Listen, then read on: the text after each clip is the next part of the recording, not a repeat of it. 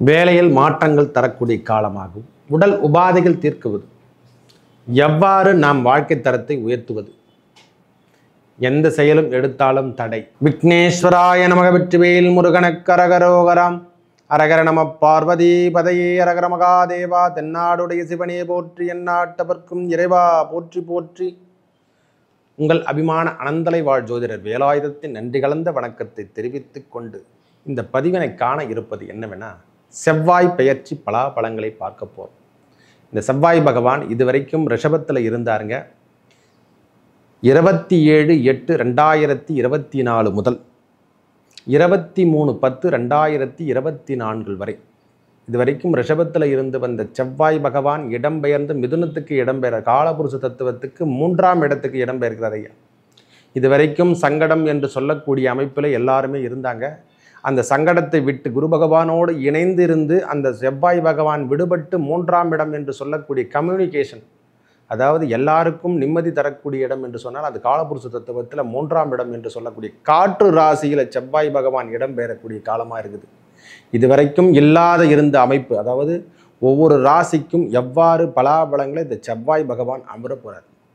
மேஷம் முதல் மீனம் வரைக்கும் ஒவ்வொரு ராசிக்கும் எவ்வாறு செவ்வாய் பகவான் அருள்பாரிக்க போகிறார் என்பதை பார்ப்போம் வாருங்கள். இந்த 58 நாட்கள் எனது அன்புள்ளம் கொண்ட தனுசு ராசி நேயர்களே, வேலை சார்ந்த விஷயத்தில் நம்மளுக்கு கடுமையான போட்டி கொடுப்பாங்க ஐயா. அதாவது வாழ்க்கையிலையும் போட்டி, வீட்டிலையும் போட்டி, வேடாம்பிடம் என்று சொல்லக்கூடிய பார்ட்னர்ஷிப்காரும் போட்டியாக இருப்பாங்க. அவையெல்லாம் நல்ல முன்னேற்றத்தை, அதாவது நம்மளுடைய தீண்டுதல், அதாவது எப்படி சொல்கிறதுன்னா நம்மளுடைய தகுதியை தீண்டுறாங்கல்ல, நம்மளுடைய கோபத்தை தூண்டுவார்கள். அதெல்லாம் பிரச்சனை தான். ஏன்னா தனுசு ராசியை பொறுத்த வரைக்கும் சின்ன சொல்லு கூட தாங்காது, நூல் ஆடாது என்று தான் கொடுத்துருக்காங்க. அது ஒரு தொந்தரவான ஒரு அமைப்பு தான். இந்த நேரத்தில் செவ்வாய் பகவான் நம்ம ராசிக்கு 12ஆம் அதிபதி அவர் தான். அவரே தான் 5ஆம் அதிபதியும் கூட. அவர் 7ஆம் இடத்துல நேரடி பார்வை என்று சொல்லக்கூடிய பார்வை பார்க்கும் போதெல்லாம் இந்த கோர்ட்டு வம்பு வழக்குகள் ஏதேனும் நம்மளை டச் பண்ணாத அளவுக்கு நாம் நடந்து கொள்ள வேண்டும். இந்த காலத்தில் தேவையில்லாத ஸ்பீச்செல்லாம் வரும். ஏன்னா அவருடைய பார்வை சிறப்பு பார்வை, ஆனால் அதுவே முன்னேற்ற பாதைக்கும் அழைத்து செல்லும். கடுமையான போட்டி கொடுத்தாலும் அந்த இடம் என்று சொல்லக்கூடிய 7ஆம் இடத்துல அவர் இருப்பதால் வெற்றி உபஜயஸ்தானத்தில் தான் அமர்ந்திருக்காரு. அதனால் வெற்றி கண்டிப்பாக உண்டு சாமி. வெற்றி பற்றி நீங்கள் பயப்படணும் அவசியமே இல்லை. வெற்றி உங்களுடைய தான். சட்ட சிக்கல் என்று சொல்லக்கூடிய அமைப்பெல்லாம் நம்ம இந்த நேரத்தில் பெறுவோம். இன்னும் ஒரு 10 நாட்கள் இருக்கும். அதுக்கப்புறம் அந்த ராகுவோட நட்சத்திரத்தை தொடும்பொழுது தான் இந்த தொந்தரவு. அந்த ராகுவோட நட்சத்திரத்தை செவ்வாய் பகவான் தொடும்பொழுது தான் ஒரு 10 நாட்கள் அப்படி தொந்தரவு இருக்குமே கண்டி. மற்றபடி மீதி நாட்கள் எல்லாம் உங்களுக்கு வெற்றி தரும். என்னென்னா இந்த இரவு தூக்கம் என்பது சற்று கலக்கமாக இருக்கும். உடல் உபாதைகளோ அல்லது சின்ன சின்ன தொந்தரவுகள் நம்ம இருந்த வண்ணமும் காணப்படும் ஐயா. பயப்பட தேவையில்லை. கணவன் சார்ந்த விஷயத்தில் இது வரைக்கும் தைரியம் வீரியம் என்று சொல்கிற மாதிரி எதனா ஒரு நிகழ்ச்சி நம்ம வாழ்க்கையில் நடைபெறலை, எனக்கு திருமண பாக்கியமே கிட்டலைன்னு சொல்கிறீங்க பார்த்தீங்களா, எனக்கு எதுவுமே கிடைக்கல சாமி, நான் அப்படியே தான் இருக்கிறேன். கணவனோ மனைவியோ 2 பேருக்குமே சொல்கிறேன். கணவன் மனைவிக்குள்ளே 2 பேருக்குமே அன்னுண்ணியும் கிடையாது, நாங்கள் இப்படி தான் வாழ்க்கை தரத்தை ஓடிட்டுருக்குன்றவங்களுக்கெல்லாம் இது ஒரு சூப்பரான ஒரு நேரம் ஐயா. அவங்களுக்கான தகுதி காலத்தை நான் இது வரைக்கும் ஒன்றுபடலை. நாம் 2 பேருமே பேசிக்காமே நாங்கள் என் வேலையை பார்த்துட்ருக்கேன், நீங்கள் உங்கள் வேலையை பார்த்துட்டுன்னு இனிமேல் 2 பேரும் ஒன்றுபட்டு நாம் அந்த வேலையை எடுத்து செய்யலாம் அப்படின்ற ஒரு தன்னம்பிக்கை, புதிய முயற்சிகளில் ஈடுபட போகிறீங்க. அதன் மூலியமாக நல்ல வருமானத்தை நீங்கள் சம்பாதிக்க போகிறீங்க. உடல் உபாதைகள் தீர்ந்த வண்ணமும் காணப்படும். சின்ன சின்ன நாட்கள் இருக்கும். ஒரு 10 நாட்கள் இந்த மாதத்தில் இருக்கும் ஐயா. உடல் உபாதைகள், தேவையில்லாத டென்ஷனும் தேவையில்லாத பிபியும் ஏறதான் செய்யும். அவருடைய பார்வைக்கான மதிப்பு கண்டிப்பாக உண்டு. என்னென்னா இது வரைக்கும் தோய்வாக இருந்தால் அந்த சுறுசுறுப்பு எப்படி வந்ததுன்னு கூட தெரியாது.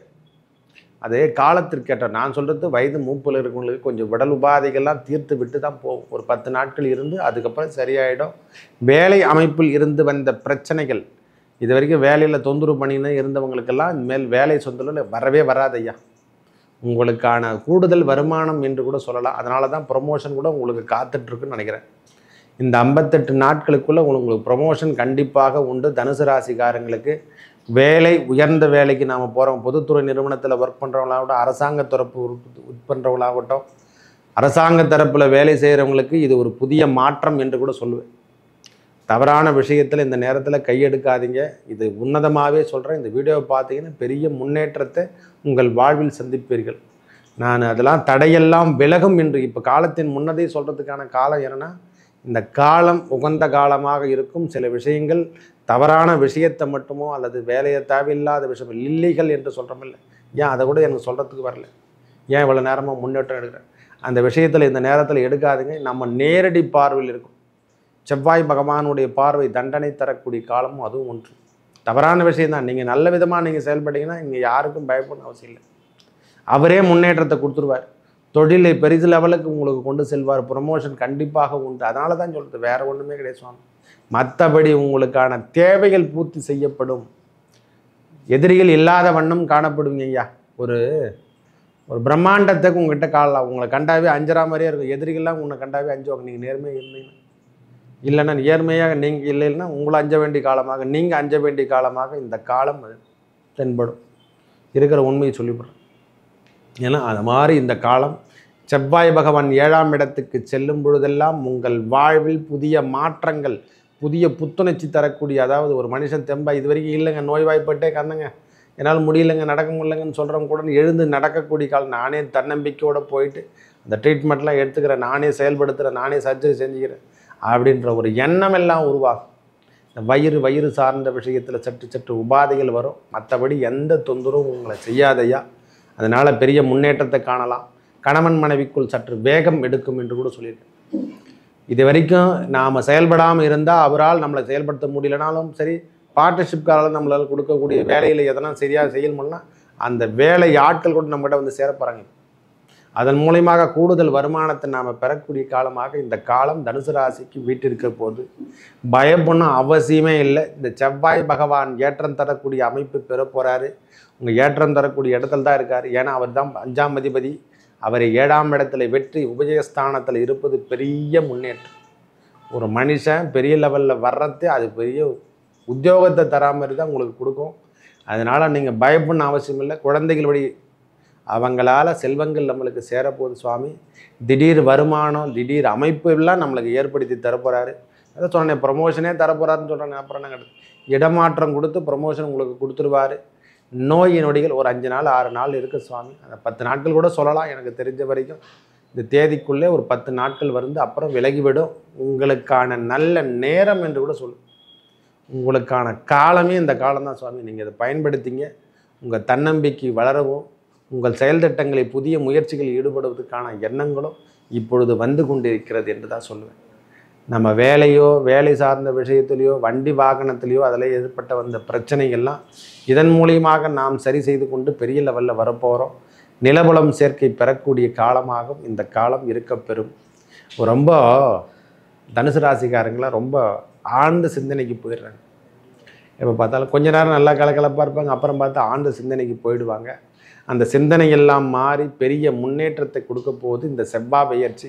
மேலும் நல்லதெல்லாம் நடக்க இறைவன் முருகப்பெருமானை வணங்கி வர உங்கள் வாழ்வில் ஏற்பட்ட துன்பங்கள், அதாவது குலதெய்வத்தையும் நினச்சிங்க, இந்த நேரத்தில் கைகூடக்கூடிய காலமாக அந்த முருகப்பெருமானை, ஏன்னா 7ஆம் இடத்துல வரத்தாலேயும் சொல்லு, எனக்கு தெரிஞ்ச வரைக்கும் முருகப்பெருமானை இன்றியமையாத தெய்வமாக இருந்து உங்கள் வாழ்வில் ஏற்பட்ட துன்பத்தையும் இனிமேல் வரக்கூடிய இன்பத்தையும் உங்கள் வாழ்வில் ஏற்றம் தரப்போகிறார். நன்றி, வணக்கம்.